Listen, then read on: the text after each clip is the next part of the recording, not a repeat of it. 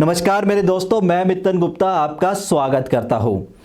ये जो वीडियो है वह हमारी साइंटिफिक स्टडी टिप्स सीरीज का पार्ट है और इस वीडियो के अंदर मैं बताऊंगा आपको कॉर्नेल मेथड के बारे में। इस मेथड को 1950 के अंदर वॉल्टर प्रोप ने दिया था और 1950 के अंदर वह कॉर्नेल यूनिवर्सिटी के प्रोफेसर थे और उन्होंने अपनी यूनिवर्सिटी का नाम दिया इस मेथड को। इस मेथड की हेल्प से आप नोट्स बना सकते हैं। वैसे तो जब भी आप स्टडी करते होंगे तो आप अपने तरीके से नोट्स ज़रूर बनाते होंगे, लेकिन अगर आप इस मेथड को फॉलो करके नोट्स बनाएंगे तो उन्हें रिकॉल करना और मेमोराइज करना काफ़ी आसान हो जाता है। ओके दोस्तों, अब इस मेथड को समझने की कोशिश करते हैं। आप अपनी स्क्रीन पर एक रेक्टेंगल बॉक्स देख रहे होंगे। आप इस रेक्टेंगल बॉक्स को ये समझ लीजिए कि ये आपका पेज है जिसके ऊपर आप नोट्स बनाते हैं और फिर आप इस पेज को 3 लाइनों की मदद से इस तरीके से डिवाइड कर दीजिए। जो पहली जो रो है उसको हम लोग यूज़ करेंगे नोट्स के लिए और राइट साइड में लिखेंगे डेट्स। और नीचे जो कॉलम्स हैं, एक कॉलम बड़ा है और दूसरा कॉलम छोटा है। जो छोटा कॉलम है उसे बोला जाता है क्यू और रिकॉल कॉलम, और जो बड़ा कॉलम है उसे बोलते हैं नोट्स टेकिंग एरिया। इस एरिया के अंदर आप सारे नोट्स लिखेंगे जो भी आप पढ़ाई कर रहे हैं। और फिर आता है समरी, यानी कि जब आपके नोट्स कंप्लीट हो जाएंगे और फिर आपने जो भी उस चैप्टर से समझा है या जो भी उस टॉपिक से समझा है उसकी समरी आपको यहाँ पर लिखनी है और वह जो समरी होगी वह आप अपनी लैंग्वेज में लिखेंगे। लेकिन इसे समझने के लिए हमें दी 5 R's को भी समझना होगा। तो पहला आर आता है रिकॉर्ड। रिकॉर्ड के अंदर जो नोट टेकिंग एरिया होता है उसके अंदर during the lesson record meaningful facts, ideas and concept, यानी कि जिस तरीके से आप नोट्स बनाते हैं उन सारे पॉइंट्स को यहाँ पर फॉलो करेंगे। उन पॉइंट्स को लिखेंगे जो भी आपको मीनिंगफुल लगते हैं, या जो आइडियाज़ हैं या फार्मूलाज हैं या फिर डेट्स हैं या फिर डायग्राम्स हैं, वो आपके नोट्स टेकिंग एरिया में चले जाएंगे। फिर उसके बाद सेकंड आर आता है जिसे बोलते हैं रिड्यूस। यहाँ पर सेकंड कॉलम को यूज़ किया जाता है summarise these facts, ideas and concept. यहाँ पर आप लिखेंगे मेन आइडिया, की पॉइंट या फिर की जो वर्ड्स हैं उनको लिखेंगे। और जब आपके नोट टेकिंग एरिया कंप्लीट हो जाएगा तो उससे रिलेटेड जो क्वेश्चंस बनते हैं आप इसको क्यू कॉलम में उन क्वेश्चंस को लिख सकते हैं।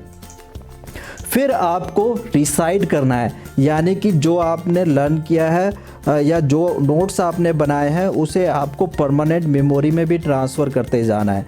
तो इस वक्त क्या करना है, cover the note taking area and verify what you have said, यानी कि इस मेन एरिया को आपने कवर कर लेना है। उसके बाद आपने उन नोट्स को बोलना है और बोलने के बाद आप देखेंगे कि आपको कितना याद हुआ है और कितना याद नहीं हुआ है। फिर उसके बाद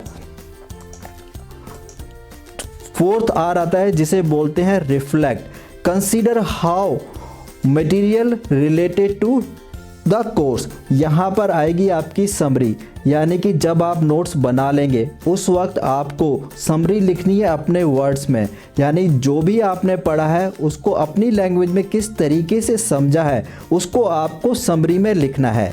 और जो लास्ट पॉइंट है यानी कि 5 जिसे बोलते हैं रिव्यू। आप जब नोट्स बना लेंगे, कंप्लीट कर लेंगे तो इसे रिव्यू करना है इमीडिएटली और उसके बाद रेगुलरली आपको इसे रिव्यू करते रहना है एज़ पर योर रिक्वायरमेंट, जब तक कि आपको ये नोट्स याद ना हो जाए। और इसे समझने की कोशिश करते हैं। इस स्लाइड के अंदर आप देख रहे हैं कि किस तरीके से जो रेक्टेंगल बॉक्स है उसमें ऊपर जो है लेफ़्ट साइड में आप टाइटल लिखेंगे और डेट राइट साइड में। इसके बाद जो पहला कॉलम है, जो स्मॉल कॉलम है, उसके अंदर आप लिखेंगे मेन आइडिया, कीवर्ड्स और क्वेश्चन। जब आप इस मेन एरिया को कंप्लीट कर लेंगे और जो नोट्स बना लेंगे और उन नोट्स से रिलेटेड क्वेश्चंस जो बनेंगे वो फिर आप यहाँ पर लिखेंगे। और मेन एरिया के अंदर जो आएगा वो आपकी details, definition, dates, formulas, examples, pictures, जो भी आपके सब्जेक्ट से रिलेटेड मटेरियल है और जो आपको लगता है कि आपको नोट्स बनाने की ज़रूरत है वह इस एरिया के अंदर आ जाएगा। और वो जब कंप्लीट हो जाएगा तो उस वक्त आपको करना है summary of your notes in your words, यानी कि आपको समरी लिखनी है, वो भी अपने वर्ड्स के अंदर लिखनी है, जिससे कि आप उसे समझ सकें आसानी से जब आप उसे रिवाइज करें या रिकॉल करें या मेमोराइज करने की कोशिश करें। और गूगल के सर्च इंजन में कॉर्नल मेथड लिखते हो और इमेज पे क्लिक करेंगे तो आपको बहुत सारे रेफरेंसेस मिल जाएंगे सब्जेक्ट वाइज।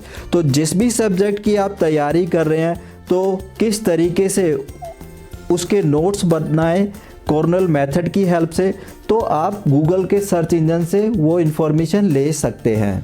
ओके, उम्मीद करता हूँ कि आप लोगों को ये मेथड समझ में आ गया होगा कि किस तरीके से आप नोट्स बनाएं अपने सब्जेक्ट के और किस तरीके से आप उसे मेमोराइज भी करें जब वह नोट्स बन जाएं, क्योंकि ये जो मेथड है वह काफ़ी पावरफुल मेथड है और इसे काफ़ी लोग यूज़ भी करते हैं और इसके रिजल्ट काफ़ी पॉजिटिव हैं। अगर आप भी अपनी स्टडी में इस मेथड को यूज़ करेंगे तो आपको ज़रूर हेल्प होगी। अगर आपने मेरी इस सीरीज़ के बाकी के वीडियो नहीं देखे हैं तो उनको भी देखें, जिससे कि आपको स्टडी में मदद मिलेगी।